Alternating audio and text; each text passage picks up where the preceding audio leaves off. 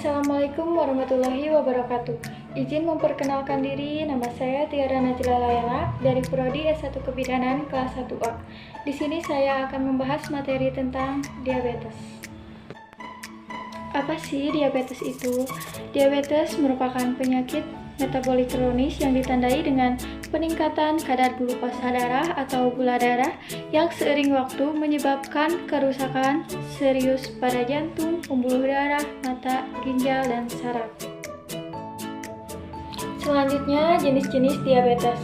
Diabetes terjadi karena tubuh tidak menghasilkan cukup insulin atau tidak dapat menggunakan insulin yang diproduksi. Diabetes dapat dibedakan menjadi beberapa jenis, yaitu yang pertama ada diabetes tipe 1, yang kedua diabetes tipe 2. Yang pertama ada diabetes tipe 1. Pada diabetes tipe 1, sistem kekebalan tubuh secara keliru menyerang dan menghancurkan sel-sel pankreas yang memproduksi insulin, sehingga mereka harus menerima suplai insulin dari luar tubuh secara rutin. Yang kedua ada diabetes tipe 2. Diabetes mellitus tipe 2 adalah penyakit kronis yang ditandai dengan peningkatan kadar gula darah dalam tubuh akibat resistensi insulin atau produksi insulin yang tidak adekuat.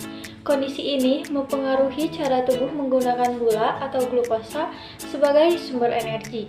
Diabetes mellitus tipe 2 merupakan bentuk diabetes yang paling umum dan biasanya terjadi pada orang dewasa, meskipun dapat juga terjadi pada anak-anak dan remaja. Apa sih penyebab diabetes? Ada beberapa penyebab yang mengakibatkan tubuh gagal membakar gula yang ada dalam tubuh secara maksimal. Di antaranya adalah kurangnya aktivitas fisik, asupan gula yang terlalu tinggi, terganggunya respon tubuh terhadap insulin, berkurangnya produksi insulin dan pankreas, dan kinerja insulin terhambat akibat adanya hormon. Adapun gejala diabetes, yang pertama sering merasa lelah padahal tidak melakukan aktivitas fisik. Yang kedua, sering merasa haus padahal sudah minum cukup air. Yang ketiga, berat badan turun tanpa sebab yang jelas. Yang keempat, sering diserang rasa lapar yang ekstrem. Yang kelima, luka lama atau sulit sembuh.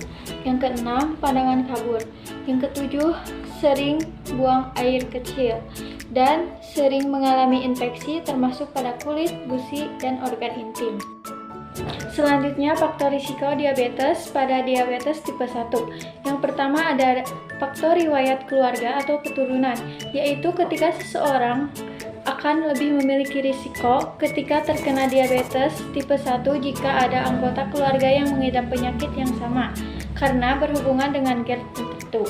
Yang kedua, faktor geografi. Orang yang tinggal di daerah yang jauh dari khatulistiwa seperti Finlandia dan Sardinia beresiko terkena diabetes tipe 1. Hal ini disebabkan karena kurangnya vitamin D yang biasa didapatkan di sinar matahari sehingga akhirnya muncul penyakit autoimun. Yang ketiga, faktor usia. Penyakit ini paling banyak terdeteksi pada anak-anak usia 4-7 tahun, kemudian pada anak usia 10-14 tahun.